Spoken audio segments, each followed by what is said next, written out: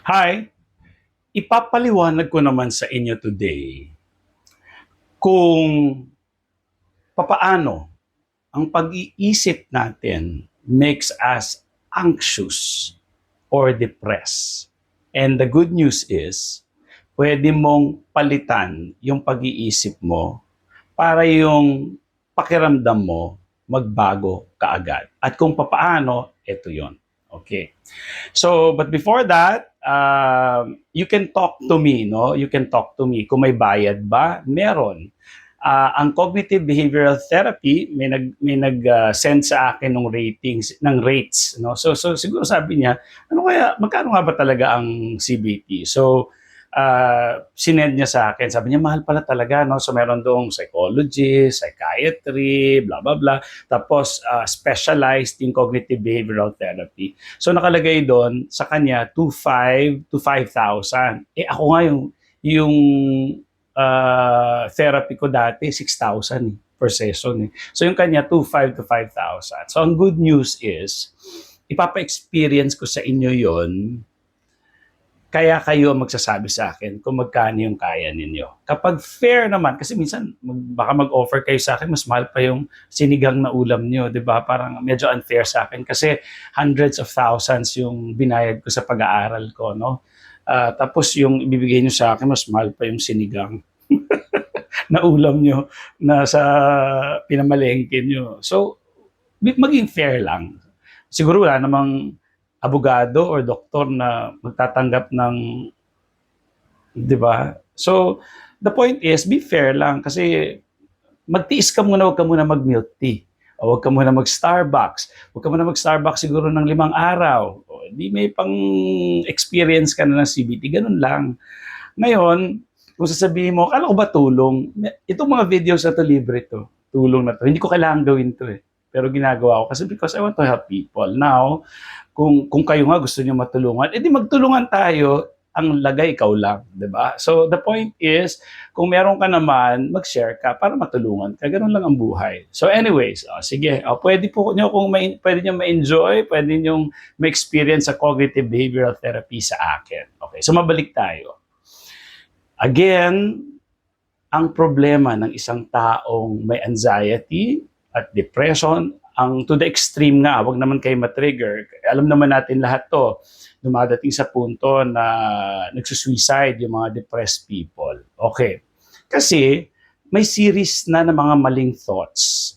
No? So, kailangan dapat maagapan ka agad yon. Kagaya nitong video na to, bibigyan kayo ng awareness na, kaya pala ako naging anxious, kaya pala ako naging depressed because of my thoughts. At dahil repetition na siya, naging behavior ko na, araw-araw kasi, naging pagkatao ko na siya. At ito pang masakit. Dahil naniniwala ka na doon, pinuprove mo na yun sa mundo na tama ka. For example, ayaw sa akin ng mga tao. Yun yung nasa isip mo. Ayaw sa akin ng mga tao. Wala akong kaibigan. Umiiwas sila sa akin. Habang buhay ako mag-isa. Ayan yung nasa isip mo ngayon. Okay. So ngayon, dahil ganun yung nasa isip mo, doon muna tayo sa SADA, sa depression, yung thought. Dahil ganun ang nasa isip mo, yung behavior mo, hindi ka nalalabas. Kasi, hindi ka na makikipag-socialize kasi yun nasa isip mo eh. Sinabi mo na, hindi ako gusto ng mga tao. Tapos kung nakipag-usap ka sa mga tao, yung, yung malungkot, yung hindi open, yung hindi masaya. So, sinong tao ang gustong makipag-deal sa taong malungkot, hindi, walang energy, hindi masaya? Kasi nga, ang pag-iisip mo, sayang lang itong pakipag-usap ko, effort lang, hindi naman ako gusto nito. So, mismong yung behavior mo, ay, gaganon ka lang. Pero ang isang taong walang ganong pag-iisip, yung confident siya at tama yung kanyang pag-iisip, oy, kumusta pare? Parang ba yung game kagabi? Bla, bla, bla, ganyan-ganyan ka. Pero kung ikaw yung tipong, ayaw sa akin yan. So ngayon, dahil nga ganun yung behavior mo, yung mga tao ngayon, bakit ka gugustuhin ka? Kung ikaw nga mismo parang patay na patay ka, alam yung behavior mo. So sino magkagusto? So sabi ko na ayaw talaga sa akin ng mga tao. Tama talaga ako. So kino-confirm mo ngayon yung paniniwala mo with your behavior and all. Talagang ganun yung mangyari. Kasi in the una, in the first place, yun na yung nasa isip mo. So, ang tawag doon ay confirmation, ay bias confirmation, hindi bias confirmation eh. Yeah. Limutan ko yung word. Basta something confirmation. Ganon. Pag naisip ko, sasabihin ko mamaya. So, ganon yun. So, ngayon, ikaw, everyday, ganon paniwala mo, depressed ka. So, importante lang ito na, at maraming factors ha, halimbawa, hindi ka nag-exercise. Kaya kunyari, yung tamad na tamad ka, hindi ako mag-exercise kasi tamad ako, mababa yung mood ko. Mali yun. Kasi dapat gumalaw ka muna, tsaka yung mood mo magbabago. Hindi yung hihintayin mo na, sige, kailangan ma-motivate muna ako, magbago muna yung mood ko, saka ako mag-exercise. Palpak. Okay? So, ang gagawin mo, kapag lalo na pag low ka, down na down ka, the more ka kailangan gumalaw, doon mo sinasabing tutulungan mo na yung sarili mo. Maglakad ka lang, hindi mo kailangan mag-OA na exercise. Maglakad ka, punta ka ng mall, umikot ka sa mall, tingin-tingin ka doon. Yung movement mo na yon magpapa-elevate ng mood, magpapaganda. So pagkatapos mo maglakad, exercise, meron ka ng happy hormones na lumabas sa katawan mo. So, yun yung sinasabi na tinutulungan yung sarili. No? Ganun po. And, dapat i-challenge mo yung utak mo. So, sabi ko dun sa kausap ko, ha? Sabi mo, actually, mali kasi approach ko. Pasensya ka na ako napapanood mo to ngayon, yung ka-talk time ko. Pero may schedule pa naman yun. Kasi ngayon ko na-realize, yung utak ko lagi, ang kinakausap ko yung mga tao may anxiety. Pag depression kasi, syempre kailangan mo nang mag-empathy. Kasi sa anxiety, ano yan eh, parang ano, ang anxiety kasi ano yan eh, pagalingan ng utak yan eh. Yung tipong, parang ka nasa law, parang ka nasa, ano tawag dyan, sa court, na kailangan, anong ebidensya mo? Bakit mo sinasabi yun? O anong ebidensya? Ganon. So, ganon dapat yung CBT kapag anxiety. Parang, hindi naman nag-aaway, but it's more of stating the facts. At kapag nagsistate ka kasi ng facts, syempre passionate ka na. Ito ang katotohanan. Kalokohan niyang pinagsasabi mo kasi walang evidence yan, hindi science. So kailangan kasi parang masampal siya doon na, nga no, kailangan magkaroon siya ng moment na, nga no, tama. O, kailangan may gano'n. Pag depressed yung kausap ko naman, syempre depressed na nga siya. So parang si sermon ano pa, di feeling lalo nun parang masasado. So anyways, pero at least alam niyo lang, yun yung kailangan ko improve. So sabi ko sa kanya, sige, sinabi mo gusto ka, lagi ka na lang iniiwan ng mga friends mo, wala yung lahat na lang, no? Ganun yung pakiramdam mo. Sige, punta tayo sa evidences.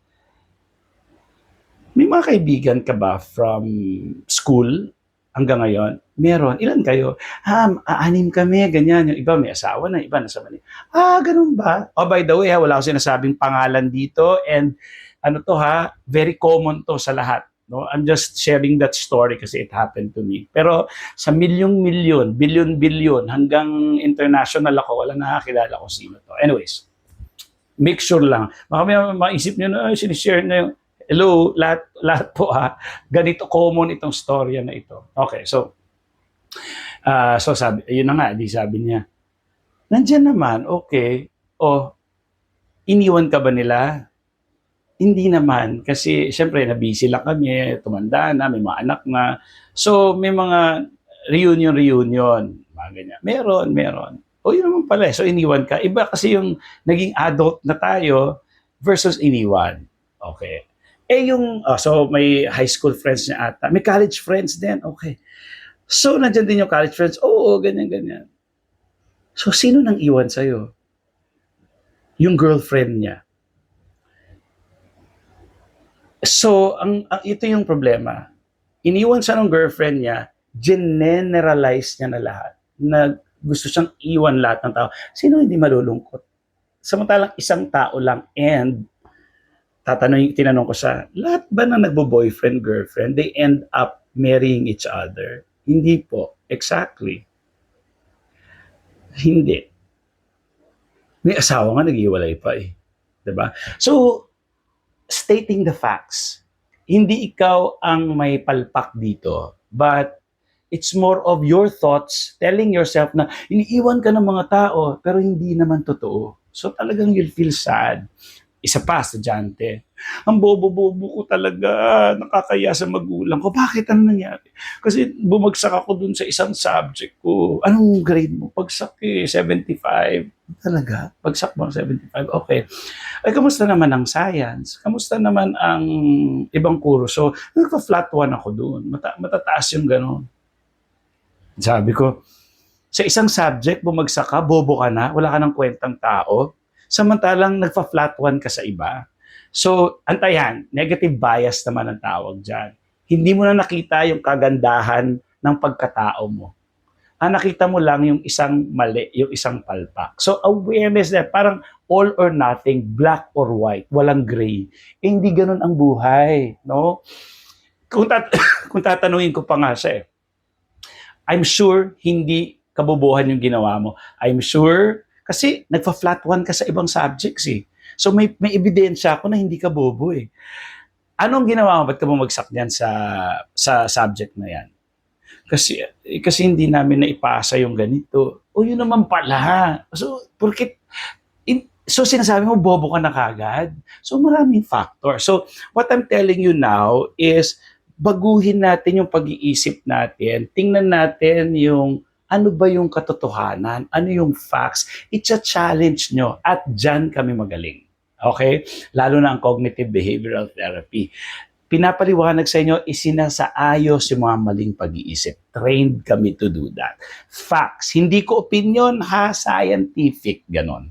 Ganon din sa anxiety. Dahil ang paniniwala mo, yung sakit ng ulo mo, ikamamatay mo na, sino hindi matatakot? Matatakot ka. Hindi ba pwedeng yung sakit ng ulo mo common cold or flu lang?